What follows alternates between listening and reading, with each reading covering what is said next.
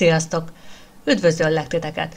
Angelika vagyok, de barátaim Anzsinak szólítanak. Akik régebb óta követitek a videóimat, láthatjátok, hogy főleg zöldségtermesztés, tartósítás és kovászos kenyérsütési videókat töltök fel az utóbbi időben.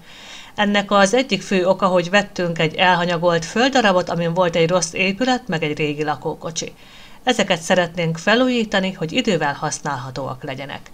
Mivel teljesen magunk újítjuk fel a házat, és mellette művelni is kell a földeket, melyek nagyon elhanyagoltak voltak, így kreatív, dekorációs dolgokra nincs időm.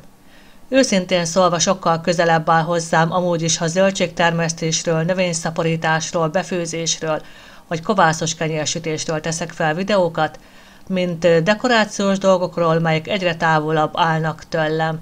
Párommal egyre jobban a minimalista életmódra törekszünk, így ebbe a feleslegesen megvásárolt dolgok egyre kevésbé férnek bele. Emiatt meg is változtatom a csatornám nevét. DIY kreatív ötletek helyett Tanyán boldogan lesz a csatornám új neve. Nagyon szeretem a különleges zöldségféléket, így egyre több Magyarországon ritkaságnak számító növényt termesztek.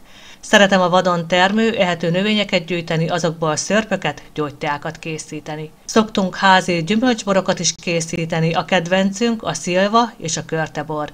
Ebben a párom a szakértő. Persze a pálinka készítés sem maradhat majd el. Örülnék, ha megírnátok, hogy milyen jellegű videókat szeretnétek látni.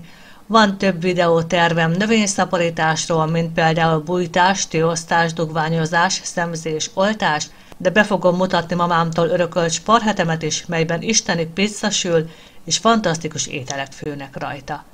Kovászos kenyeret szoktunk enni, és tervezek pár praktikát megosztani azzal is kapcsolatban. Várom, hogy írjatok, hogy mi az, ami érdekel, és ha még nem követtek, akkor tegyétek meg, és biztosan nem fogtok lemaradni semmiről. Facebook oldalamon és Instagramon is elértek, ott is Tanyán boldogan a nevem.